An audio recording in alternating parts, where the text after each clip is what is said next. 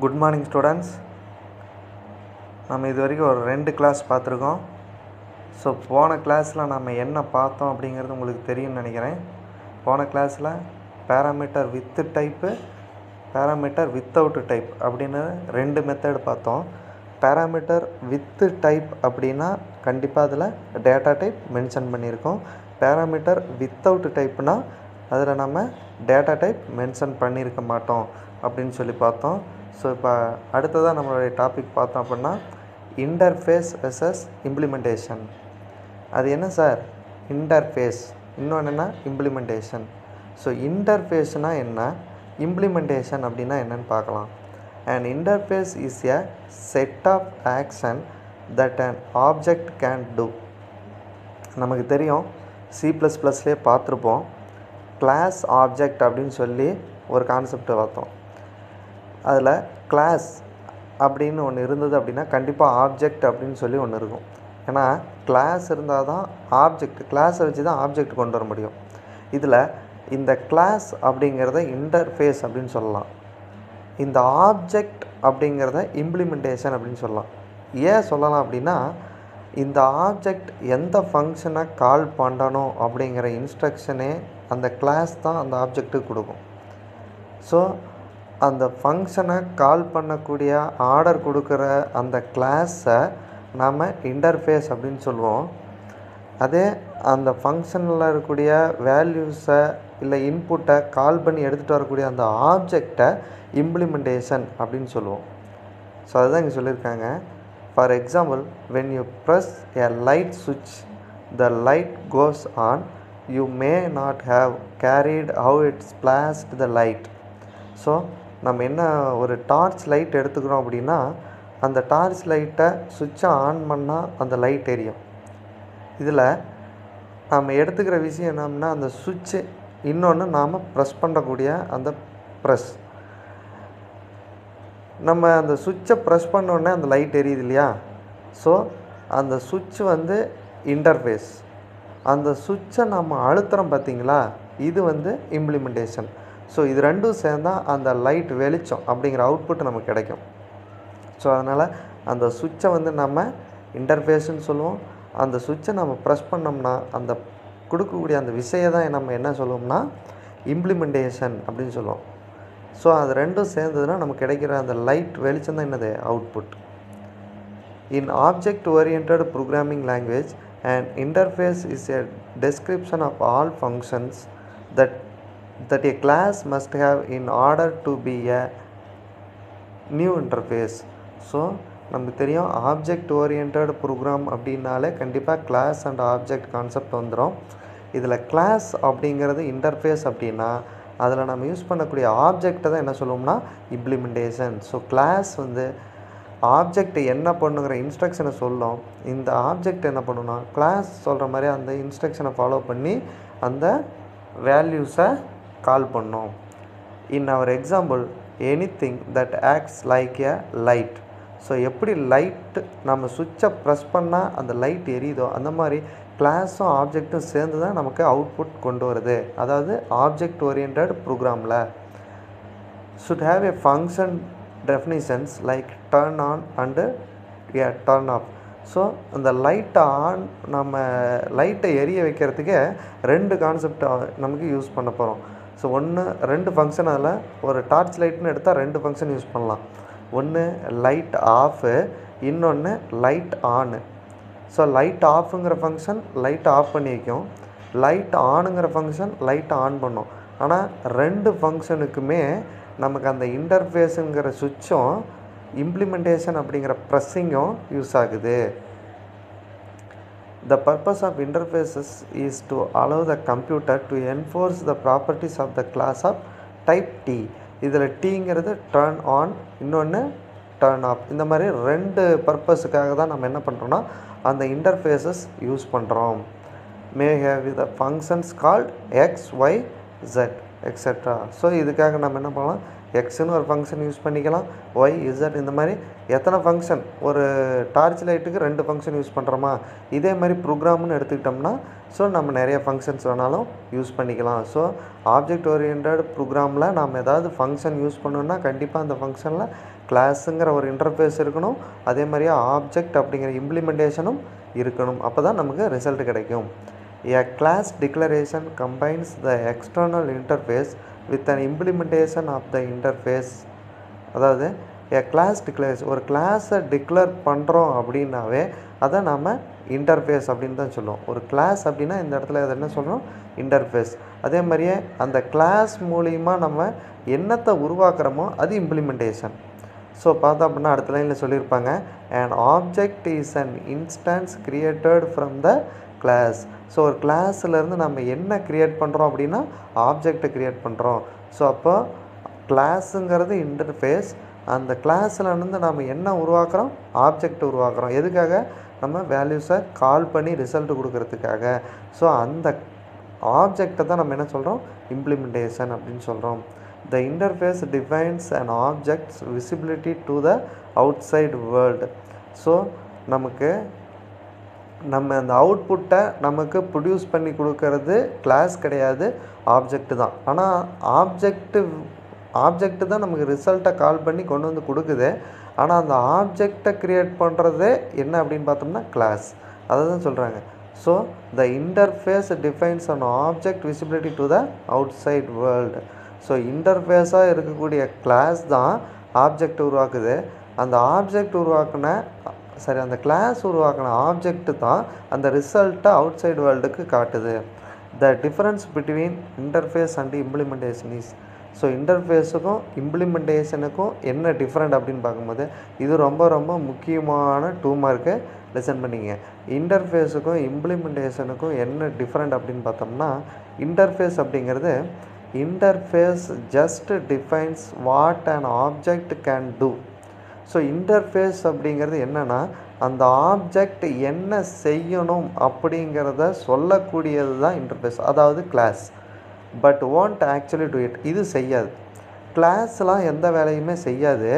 ஆனால் அந்த கிளாஸ் உருவாக்குற ஆப்ஜெக்ட் தான் என்ன பண்ணுன்னா எல்லா வேலையும் செய்யும். அந்த ஆப்ஜெக்டை வேலை செய்ய வைக்கிறது தான் எதோட வேலைனா இந்த இன்டர்ஃபேஸாக இருக்கக்கூடிய கிளாஸினுடைய வேலை. இதுதான் இன்டர்ஃபேஸ். அடுத்து implementation carries out the instruction defined in the interface. So interface கொடுக்கக்கூடிய இன்ஸ்ட்ரக்ஷனை ஃபாலோ பண்ணி அது சொல்லக்கூடிய ஒர்க்கை செய்கிறது நம்மளுடைய ஆப்ஜெக்ட். அதை தான் என்ன சொல்கிறோம்னா இம்ப்ளிமெண்டேஷன். புரியுதா ஸ்டூடெண்ட்ஸ்? அடுத்து in object oriented program classes are the interface and how the object is processed and executed is the implementation. நமக்கு தெரியும் அது ஆப்ஜெக்ட் ஓரியன்டட் ப்ரோக்ராம்னு எடுத்துக்கிட்டாவே கிளாஸை தான் என்ன சொல்லுவோம்னா இன்டர்ஃபேஸ் அப்படின்னு சொல்லுவோம். அந்த கிளாஸ் மூலிமா உருவாக்கப்பட்ட அந்த ஆப்ஜெக்ட் தான் ப்ராசஸாக என்ன பண்ணணும்னா அவுட்புட்டை கொடுக்கும், எக்ஸிக்யூட் ஆகும். அந்த ஆப்ஜெக்டை தான் நம்ம என்ன சொல்கிறோம்னா இம்ப்ளிமெண்டேஷன் அப்படின்னு சொல்கிறோம். இப்போ புரியும்னு நினைக்கிறேன். அடுத்தது கேரக்டரிஸ்டிக்ஸ் ஆஃப் இன்டர்ஃபேஸ். ஸோ இன்டர்ஃபேஸினுடைய கேரக்டரிஸ்டிக்ஸ் என்ன அப்படின்னு பார்த்தோம்னா, the class template specify the interface to enable an object to created and operated properly. So அந்த கிளாஸ் என்ன பண்ணும் அப்படின்னா, கிளாஸ் தான் இன்டர்ஃபேஸு. இது தான் என்ன பண்ணும் அப்படின்னா ஒரு ஆப்ஜெக்டை க்ரியேட் பண்ணோம், இன்னொன்று அது கரெக்டாக ஆப்ரேட் ஆகுதா அப்படின்னு செக் பண்ணும். ஏன்னா ஒரு ஆப்ஜெக்ட்டு கரெக்டாக போய் வேல்யூஸை கால் பண்ணி எடுத்துகிட்டு வந்தால் தான் அது எக்ஸிக்யூட் ஆகி ரிசல்ட் கிடைக்கும். ஸோ அப்போ அந்த ஆப்ஜெக்டை க்ரியேட் பண்ணுறதும் கிளாஸ் இன்டர்ஃபேஸாக இருக்கக்கூடிய கிளாஸினுடைய ஒர்க்கு. அதே மாதிரியே அந்த ஆப்ஜெக்ட் கரெக்டாக ஒர்க் ஆகுதான்னு செக் பண்ணுறதும் யாரோட ஒர்க் அப்படின்னா கிளாஸினுடைய ஒர்க்கு. ஸோ அடுத்தது an object attributes and behavior is controlled by sending functions to the object. So ஒரு ஆப்ஜெக்ட்டு அதோட வேலையை கரெக்டாக செய்யுதா இல்லையான்னு செக் பண்ணுற ஒர்க்கை கிளாஸ் யாருக்கிட்ட கொடுக்குது அப்படின்னா ஃபங்க்ஷன் கிட்ட கொடுத்துருது. ஸோ நமக்கு தெரியும் நம்ம ஆப்ஜெக்டை வச்சு ஃபங்க்ஷனை கால் பண்ணுவோம். ஸோ அப்போ நம்ம ஒரு ஆப்ஜெக்டை வச்சு நம்ம கால் பண்ணக்கூடிய ஃபங்க்ஷன் கரெக்டாக ஆப்ஜெக்ட் கால் பண்ணால் தான் நமக்கு ரிசல்ட் கிடைக்கும்.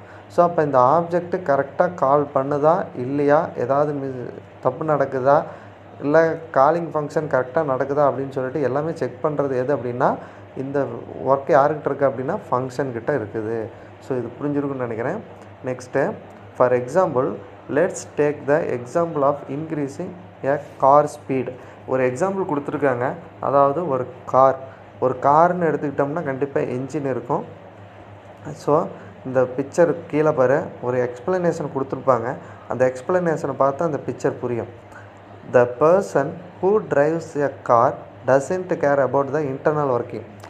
ஒரு டிரைவராக இருக்கிறவங்க கார் எப்படி ஓட்டணும்னு தெரிஞ்சிருந்தால் போதுமே தவிர காருக்குள்ளே என்னென்ன பார்ட்ஸ் இருக்குது, அந்த பார்ட்ஸ் என்னென்ன வேலை செய்யுது அப்படிங்கிறத தெரிஞ்சுக்கணுங்கிற அவசியம் கிடையாது. To increase the speed of the car he just presses the accelerator to get the desired behavior. So நம்ம கார் ஓட்டுறோம் அப்படின்னா காரை எந்த அளவுக்கு ஸ்பீடாக ஓட்டணும்னு நினைக்கிறோமோ அந்த அளவுக்கு நாம் என்ன பண்ணுவோம்னா ஆக்சிலேட்டர் கொடுக்கணும். ஸோ நம்ம எந்த அளவுக்கு ஆக்சிலேட்டரை ப்ரெஸ் பண்ணுறோமோ அந்த அளவுக்கு கார் என்ன ஆகுனா ரொம்ப ஸ்பீடாக போகும். Here the accelerator is the interface between the driver and the engine. So இந்த இடத்துல இன்டர்ஃபேஸாக இருக்கிறது எது அப்படின்னா ஆக்சிலேட்டர். ஏன்னா ஒரு டிரைவர் ஆக்சிலேட்டரை ப்ரெஸ் பண்ணுறாரு. இந்த ஆக்சிலேட்டர் மூலிமா காருடைய என்ஜின் ஸ்டார்ட் ஆகி கார் என்ன ஆகுதுன்னா ரன்னிங் ஆகுது. ஸோ அப்போ இதில் ஒரு டிரைவருக்கும் ஒரு காரினுடைய என்ஜினுக்கும் இன்டர்ஃபேஸாக இருக்கிறது எது அப்படின்னா ஆக்சிலேட்டர் அப்படின்னு சொல்கிறாங்க. In this case the function call would be speed 70. This is the interface. இந்த இடத்துல நான் எவ்வளோ ஸ்பீடில் போயிட்டுருக்கேன், இப்போ எக்ஸாம்பிள் 70 அப்படின்னா அந்த 70 ஸ்பீடில் போயிட்டுருக்கேன் அப்படின்னா ஆக்சிலேட்டர் அந்தளவுக்கு தான் கொடுத்துருக்கேன் அப்படின்னா அதுதான் interface. Internally the engine of the car is doing all the things. So நம்ம ஆக்சிலேட்டரை கொடுத்து ப்ரெஸ் பண்ணால் போதும் கார் ஆட்டோமேட்டிக்காக போகுது. ஆனால் இந்த கார் ஆட்டோமேட்டிக்காக போகிறதுக்கு நமக்கு உள்ளே இருக்கக்கூடிய இன்டர்னல் பார்ட்ஸ் காரணம். அது என்னென்ன பார்ட்ஸ் அப்படின்னு பார்க்கும்போது ஒரு கார் நம்ம தேவைப்படுற வேகத்தில் போகணும் அப்படின்னா எதெல்லாம் நமக்கு அந்த காரில் ஒத்துழைப்பு கொடுக்கணும் அப்படின்னா இட்ஸ் வேர் ஃபியூல்னா டீசல், பெட்ரோல், இதில் ஏதாவது ஒன்றா இருக்கலாம். ஏர், டயரில் இருக்கக்கூடிய காற்று, அப்புறம் ப்ரெஷர், நம்ம எவ்வளோ ஆக்சிலேட்டர் கொடுக்குறோங்கிற அந்த ப்ரெஷர் அண்டு எலக்ட்ரிசிட்டி, காரினுடைய பேட்ரி பவர், இது எல்லாம் சேர்ந்து தான் come together to create the power to move the vehicle. So காரை ஒரு இடத்துலேருந்து நம்ம இன்னொரு இடத்துக்கு நகர்த்தணும் அப்படின்னா இது எல்லாத்தினுடைய யூசஸ் இருந்தால் மட்டும்தான் நம்ம காரை நாம் நினைக்கிற வேகத்தில் ஒரு இடத்துலேருந்து இன்னொரு இடத்துக்கு நாம் நகர்த்த முடியும். கண்டிப்பாக பெட்ரோல், டீசல் இருக்கணும். அதே மாதிரியே டயரில் காற்று கரெக்டாக இருக்கணும், ப்ரெஷர் கரெக்டாக இருக்கணும், எலக்ட்ரிசிட்டி பவர் கரெக்டாக இருக்கணும். இது எல்லாமே கரெக்டாக இருந்தால் மட்டும்தான் நாம் நினைக்கிற வேகத்தில் அந்த காரை கரெக்டாக ரன் பண்ண முடியும். All of these actions are separated from the driver who just wants to go faster. So யார் ஃபாஸ்ட்டாக ஓட்டணும்னு நினைக்கிறாரோ அவருக்கும் அந்த காரில் இருக்கக்கூடிய இப்போ நம்ம சொன்னோம் இல்லையா பெட்ரோல், ஏர், இதுக்கும் சம்மந்தமே கிடையாது. அந்த காரில் இருக்கக்கூடிய விஷயங்கள் தனி, டிரைவருங்கிறது தனி. ஆனால் டிரைவர் என்ன பண்ணனா அந்த கார் போகும், ஸோ ஆக்சிலேட்டர் கொடுத்தா போகும் அப்படின்னா அந்த ஆக்சிலேட்டர் தான் நம்ம என்ன சொல்கிறோம்னா இன்டர்ஃபேஸ் அப்படின்னு சொல்கிறாங்க. thus we separate interface from implementation. So இதில் இன்டர்ஃபேஸ் வேறு, இம்ப்ளிமெண்டேஷன் வேறு. ஸோ எப்படி சார் இன்டர்ஃபேஸ் வேறு, இம்ப்ளிமெண்டேஷன் வேறு அப்படின்னா ஆக்சிலேட்டரை இன்டர்ஃபேஸ்ன்னு சொல்லிட்டோம். ஆனால் அந்த டிரைவர் அந்த ஆக்சிலேட்டரை மிதித்தா தான் அந்த கார் போகும் அப்படின்னா அவர் காலை வச்சு மிதிக்கிறார் இல்லையா, அவர் எவ்வளோ ப்ரெஷர் கொடுக்குறாரோ அதுக்கு தகுந்த மாதிரி கார் இருக்கும். அந்த ப்ரெஷரை தான் இம்ப்ளிமெண்டேஷன் அப்படின்னு சொல்கிறோம். ஸோ ஆக்சிலேட்டர் அப்படிங்கிறது காருக்கும் டிரைவருக்கும் இடையில் இருக்கக்கூடியது. அது இன்டர்ஃபேஸ். அந்த ஆக்சிலேட்டரை டிரைவர் எந்த அளவுக்கு ப்ரெஸ் பண்ணுறாரு அப்படிங்கிறது இம்ப்ளிமெண்டேஷன். ஸோ ரெண்டுக்கும் வித்தியாசம் இருக்குது. Let us see a simple example. Consider the following implementation of the function that finds the minimum of its 3 arguments. So ஒரு எக்ஸாம்பிள் கொடுத்துருக்காங்க இம்ப்ளிமெண்டேஷனுக்கு, பார்ப்போம். லெட் மினிமம், MIN அப்படின்னா minimum 3 x y z. So 3 variable எடுத்திருக்கோம், x, y, z அப்படின்னு சொல்லியிருக்காங்க. If x less than y then, இப்போது first ஒரு கண்டிஷன் செக் பண்ணுறோம். அதாவது இஃப் எல்ஸ் மெத்தட் உங்களுக்கே தெரியும்னு நினைக்கிறேன். எக்ஸ் லெஸ் தென் ஒய், இதில் ஒய்யோட வேல்யூவை விட எக்ஸோட வேல்யூ சின்னதாக இருந்தது அப்படின்னா உடனே அடுத்த கண்டிஷன் செக் பண்ணுறோம். அதே எக்ஸோட வேல்யூவை இசட்டோட கம்பேர் பண்ணும்போது அதுலேயும் எக்ஸோட வேல்யூ சின்னதாக இருந்ததுன்னா ரிசல்ட் நமக்கு எக்ஸுன்னு கிடைக்கும். இல்லை எல்ஸ் அப்படின்னா இசட்டுன்னு கிடைக்கும். ஸோ எல்ஸ் பார்ட்டில் if y less than z, ஒய்யும் இசட்டையும் கம்பேர் பண்ணும்போது ஒய் சின்னதாக இருந்தால் மினிமம் வேல்யூ ஒய்ன்னு பிரிண்ட் ஆகும். ஸோ கண்டிஷன் ஃபால்ஸ் அப்படின்னா மினிமம் வேல்யூ இசட்டுன்னு பிரிண்ட் ஆகும். ஸோ இதுதான் என்ன அப்படின்னா இந்த இடத்துல நாம் இம்ப்ளிமெண்ட் பண்ணுறோம். கண்டிஷனை இம்ப்ளிமெண்ட் பண்ணி அதில் மொத்தத்தில் ஒன்று எக்ஸு ஸ்மாலாக இருக்கணும், இல்லை ஒய் ஸ்மாலாக இருக்கணும், இல்லை இசட் ஸ்மாலாக இருக்கணும். இதுக்கு நம்ம என்ன மெத்தடு யூஸ் பண்ணால் இது மூணுலேயும் ஸ்மால் வேல்யூ கண்டுபிடிக்க முடியும் அப்படிங்கிறத நம்ம திங்க் பண்ணுறோமோ அந்த மெத்தடை தான் என்ன சொல்கிறோம்னா இம்ப்ளிமெண்டேஷன். ஸோ நாம் ஏதாவது ஒரு மெத்தடை இம்ப்ளிமெண்ட் பண்ணால் தான் நாம் நினைக்கிற அவுட்புட் நமக்கு ப்ரோக்ராமில் கிடைக்கும். ஸோ 3 வேல்யூ எடுத்துக்கிட்டோம். அந்த 3 வேல்யூலையும் எது மினிமம் வேல்யூ அப்படிங்கிறத கண்டுபிடிக்கணும் அப்படின்னா ஸோ நாம் அதுக்காக ஒரு மெத்தடை யூஸ் பண்ணுறோம். ஸோ அந்த மெத்தடு தான் என்ன அப்படின்னா இம்ப்ளிமெண்டேஷன். Thank you students. இன்றைக்கி கிளாஸ் புரிஞ்சிருக்குன்னு நினைக்கிறேன்.